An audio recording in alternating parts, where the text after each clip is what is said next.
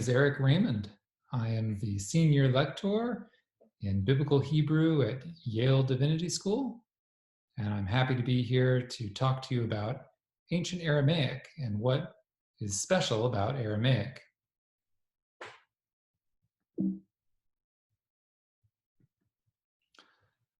In particular, I want to talk about three areas in which Aramaic is interesting or special.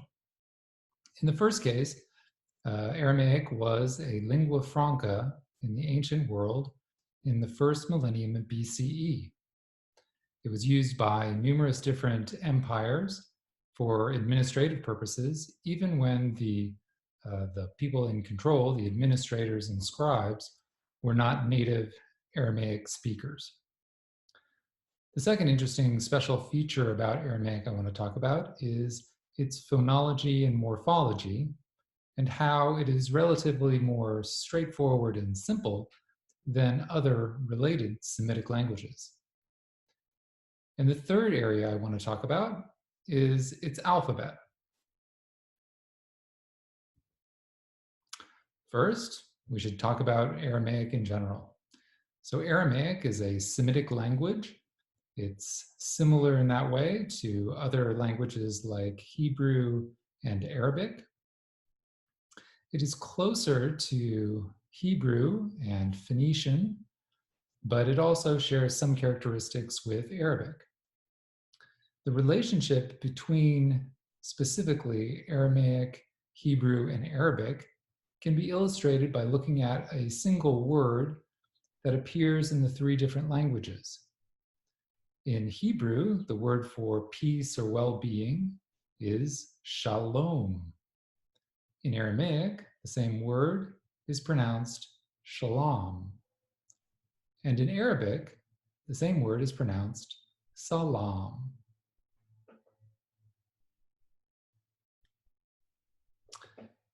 So Aramaic is one of the earliest attested languages that is still spoken today. It is conventionally divided into different time periods. The first time period is called Early Aramaic and stretches from around the 900s BCE to the 700s BCE. It's during this time period, most of the texts that we have are inscriptions in stone. The next period is the Imperial Aramaic phase, or the official Aramaic phase, and this stretches from around the 700s BCE to the 200s BCE. It's during this time period that Aramaic becomes the lingua franca. In the next period of time, Middle Aramaic, stretching from the 200s BCE to the 200s CE, we see Aramaic develop into numerous different regional dialects, attested in different texts with different scripts. And it is these dialects that continue on into the late Aramaic phase and then into the modern phase, where we still see Aramaic spoken in particular places with specific dialects, with specific characteristics, each their own.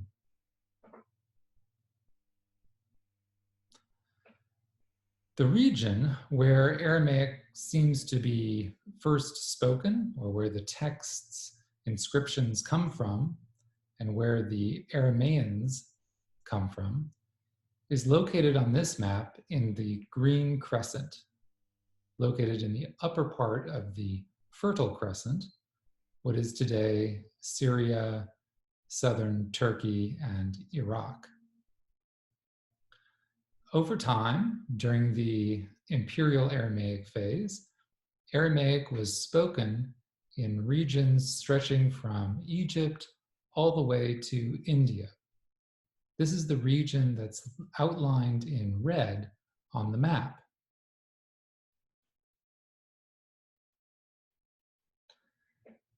Like I said before, Imperial Aramaic is the phase of Aramaic in which the language becomes a lingua franca for different empires.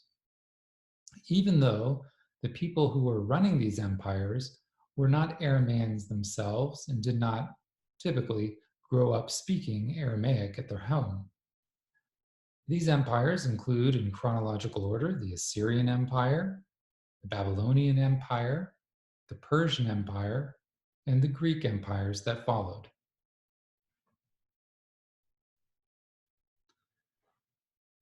This is an inscription of Barakib, king of Samal, from the late 700s BCE.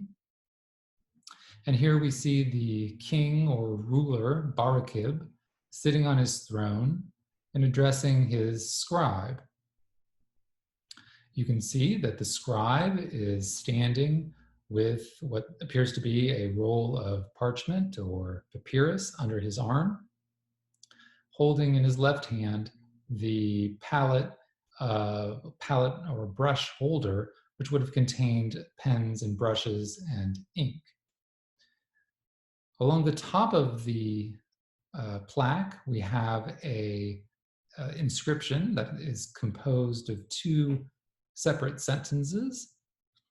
The first, running the inscription, Aramaic reads from right to left, in contrast to English. So the inscription on the right, the sentence on the right, reads, "My Lord is master of Haran."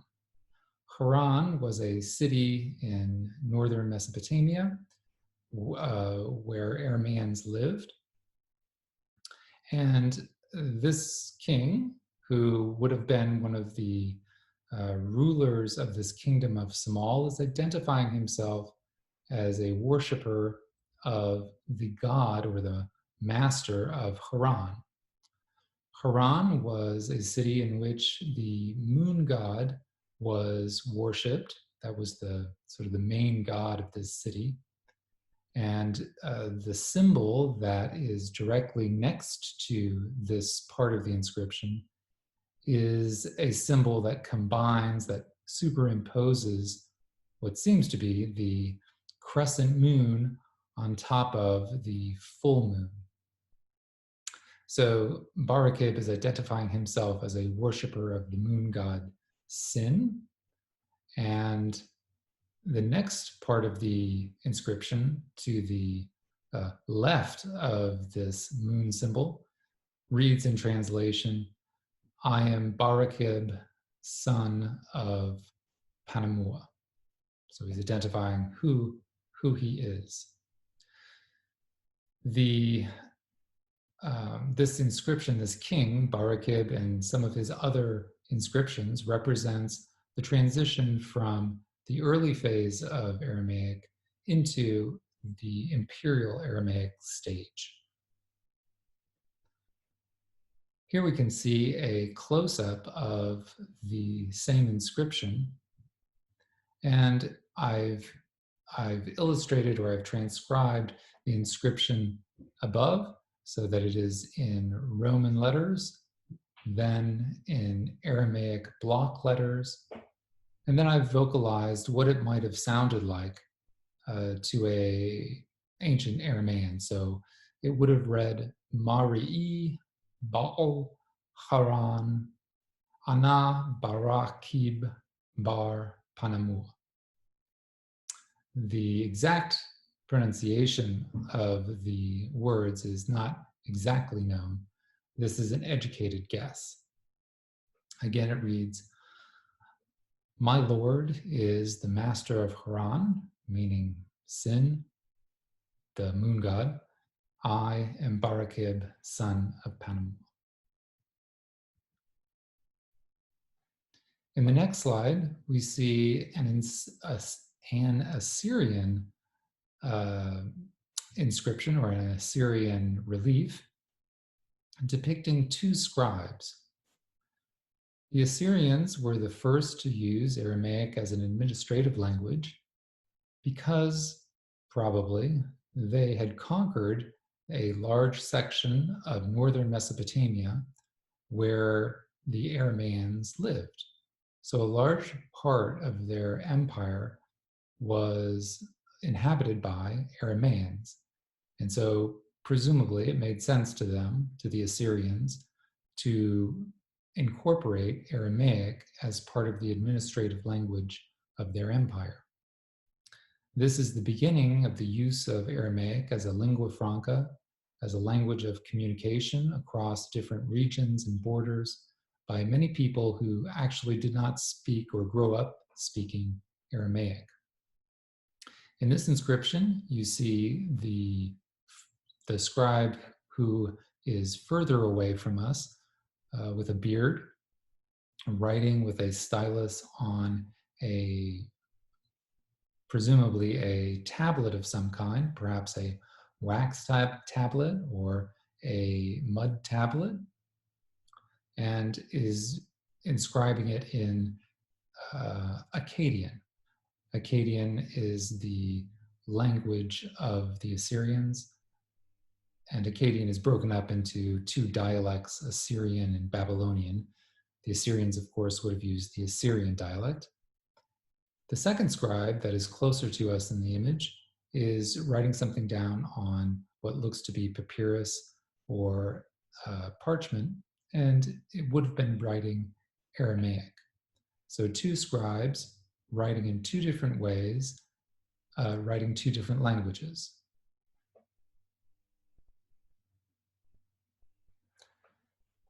And this is another text from the phase of Aramaic called Imperial Aramaic.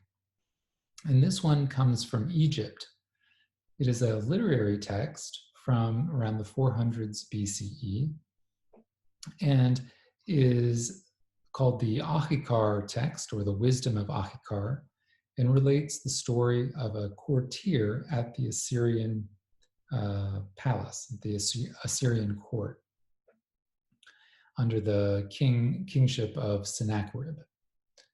And it talks about his various trials and tribulations.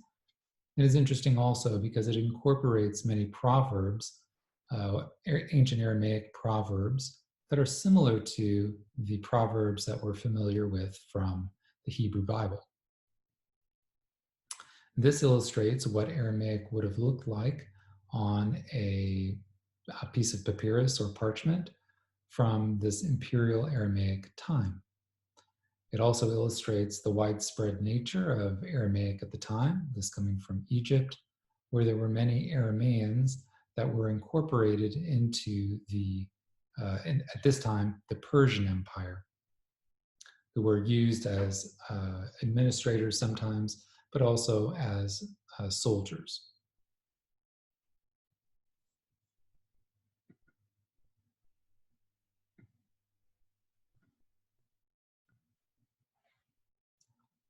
Another interesting feature of Aramaic is its rather straightforward phonology and morphology.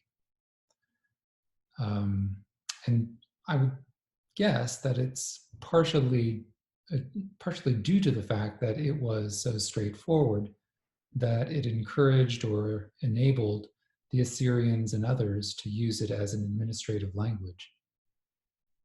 To illustrate in the most basic way, the phonology and morphology of Aramaic, I've chosen a single root.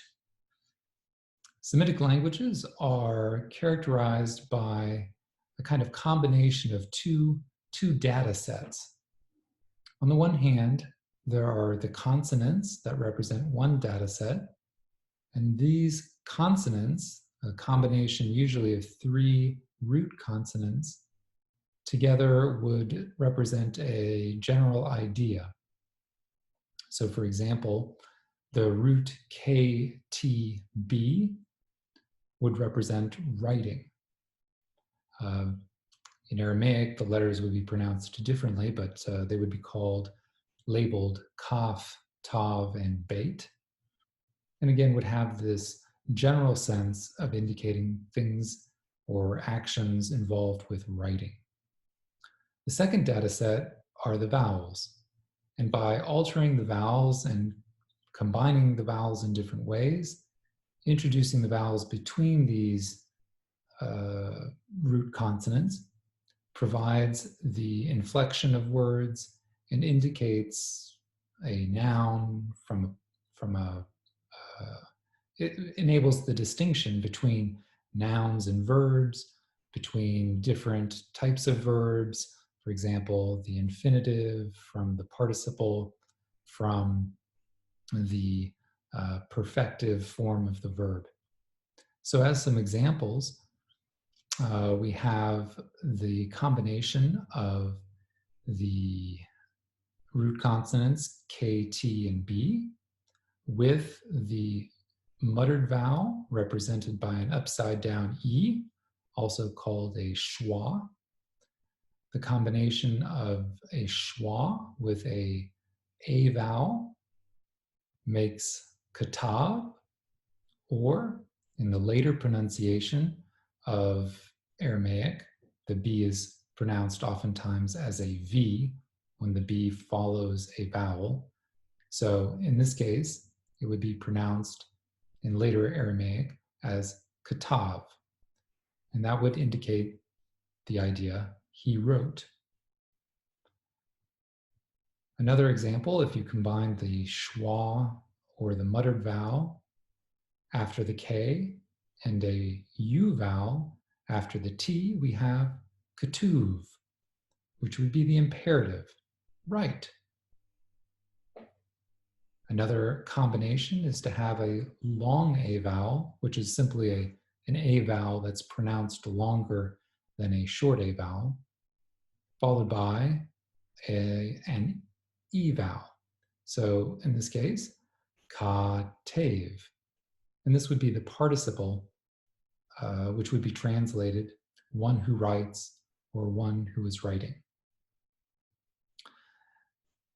Finally, the example, the last example, a schwa vowel followed by a long A. Katav means a text, a thing that is written.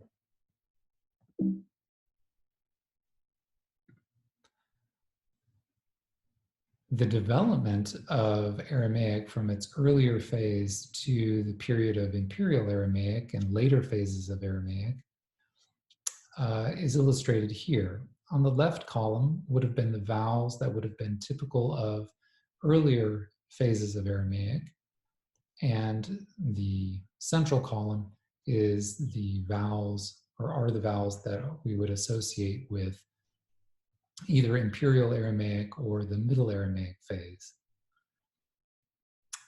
And these columns illustrates how Aramaic changed and the rather simple changes that took place. So, for example, in the first example of he wrote, the transition from an earlier to a later Aramaic is the transition from two short A vowels to a schwa and a short A. So katav changed to katav. Similarly, in the imperative, two U vowels changed into a schwa or a muttered vowel followed by a U vowel. So katuv, katuv.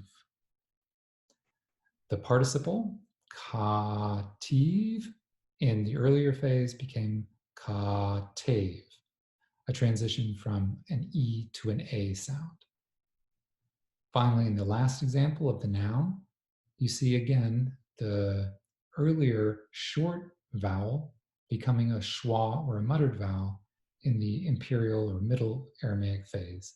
So what would have been katav becomes katav, a text. In order to illustrate how this is more straightforward or simpler than other languages, I've produced a phrase in both Aramaic and Hebrew.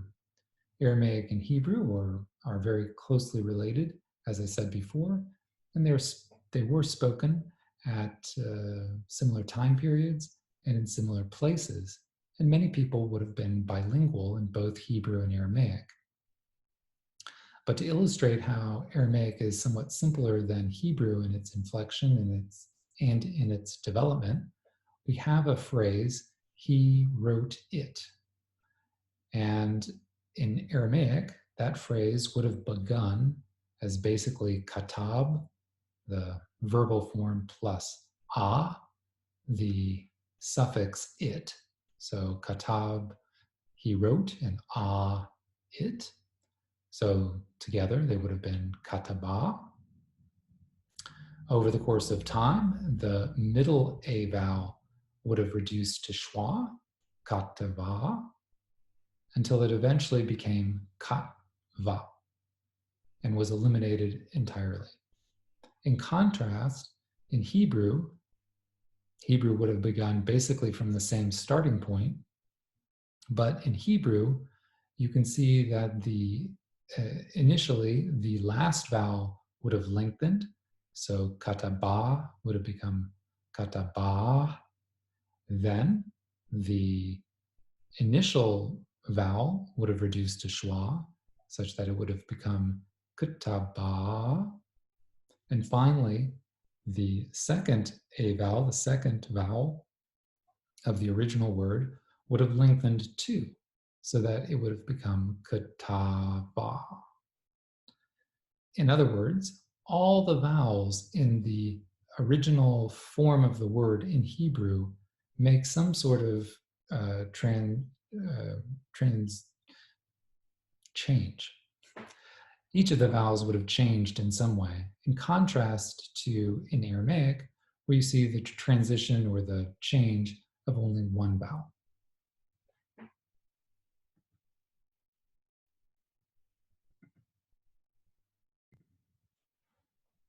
The last feature I wanted to talk about in relation to Aramaic is its alphabet. And in particular, a single letter of the alphabet I want to focus on, the letter Ayin. The Aramaic alphabet is important because it was the basis for many other alphabets. Because Aramaic as a lingua franca spread so far during the first millennium BCE and was used by so many different people, these people, when they wanted to write their own text or their own language, then they oftentimes incorporated or based their alphabet on the Aramaic alphabet. Now, Aramaic was not the first alphabet in the world. It itself had borrowed the alphabet from the Phoenicians or from some other group like the Phoenicians. In adopting this alphabet from this other group, the Aramaeans had to accommodate their own language, which had more sounds than the Phoenician alphabet. So to compensate for that, they used some symbols, some letters, to represent two sounds. And this is the case with the letter Ayin. The Ayin is in the earliest phases of Aramaic, represents two related sounds, two similar sounds. The first is the sound that we associate with the letter itself, a sort of gagging kind of sound, a constricting of the throat, Ayin. And the second is a sound that's similar, but is slightly different. It is the Rain. These are represented by the two symbols here, the Ayin and the Rain. Eventually, Aramaic lost the second of those sounds, the Rain sound, and the symbol, the letter, represented eventually only one sound. But initially it represented two. The original symbol in Aramaic is represented again in the Barakib stele, or the Barakib inscription. And here we find it in the middle of the word Baal. It is the circle that is the symbol of this letter. This letter is the circle. In transliteration, it is indicated with this kind of apostrophe, This is the word Baal and represents the word Lord or Master. Incidentally, you can see other letters in the Barakib inscription, including just after the ayin, this symbol, which is the equivalent to our L and looks very much like our L. In addition, I'd like to point out two other letters. This is the mem or the M letter at the very beginning of the inscription. It is made in this characteristic way of an upward stroke. Find my cursor here. An upward stroke, a sideways stroke, and another stroke that goes up, and then a stroke that comes down and intersects with the horizontal stroke. In addition, here at the end of this word, you see the letter Y or yod, and it's characterized by this kind of Z-like shape with a horizontal bar that intersects with the diagonal stroke. So this is representative of the earlier Aramaic alphabet. In the Imperial Aramaic phase, the Barakib inscription is again from the 700s BCE. By the 400s BCE, in the Ahikar text that I showed you before, we see some of these same letters. Here, this is a verb, would have been pronounced yimna, he will withhold. And the letters, the first letter is a Y or a yod, and is represented by simply a triangular shape. This is quite distinct then from this Z-like shape that we find 300 years earlier. But the M is quite similar, really, to the M or mem in this earlier phase of Aramaic. So some letters stayed the same, some changed. The last letter in this word yimna is the ayin letter. And it's here that you see another change where you have a circle in the inscription from the 700s. In the text from the 400s, you can see that it's only half a circle, what seems to be the shape of a U or a V. This same shape then develops an extension. This part of the letter is extended 200 years later, or approximately 200, 300 years later. In the Dead Sea Scrolls, you find Aramaic texts, and the ayin that is used in those texts resembles these shapes here, where it almost looks like a Y.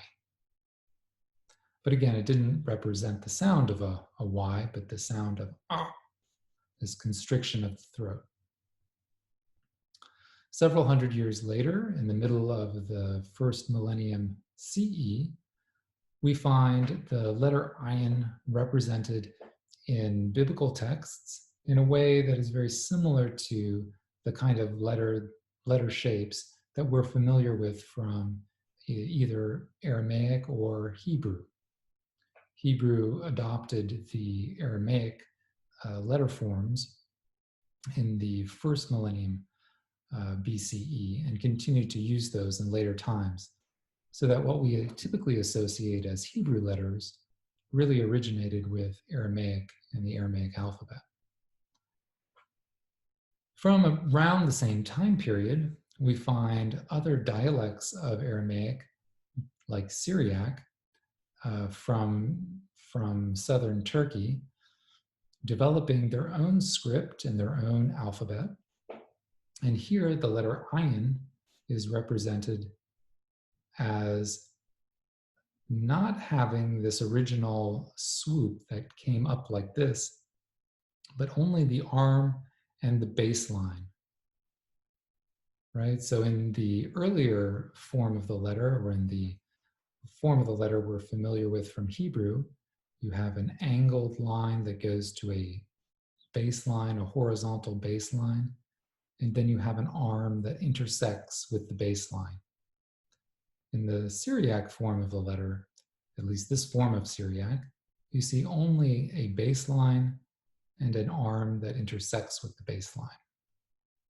It's this form of the ayin letter that seems closest to the Arabic form of the letter.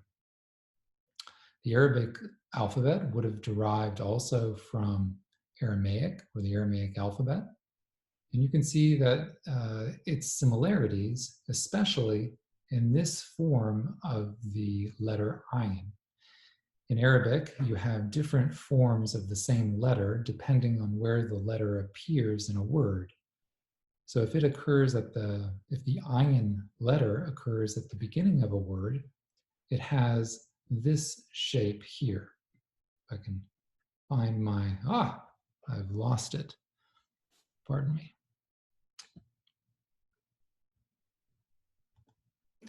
There we go. If the letter ayin occurs as the first letter of a word, it has this shape, which looks very much like the ayin of Syriac, with the exception of this extra top that the Arabic letter has. That Arabic adopted the Aramaic alphabet is demonstrated also by the fact that it, like Aramaic before it, had to adapt to a sequence of symbols that were fewer than the number of sounds that the language had. In other words, Arabic had more sounds than letters. And so just like in earlier Aramaic, in Arabic, the same symbol had to represent 2 or more sounds. In this case, just like in Aramaic before it, the same symbol represented the ayin sound and the ghayn sound. And in later forms of Arabic, the two symbols, the two sounds, are distinguished by a small dot that occurs above the ghayn. This again reflects the fact that that the alphabet that the Arabic speakers inherited did not have the ghayn sound. It did have the ayin sound, and therefore it's the ayin that is the most plain symbol. And it's the one that Aramaic, it's the sound that Aramaic did not have that receives a dot or a diacritic mark. Okay, that's all I wanted to share. Thank you for listening.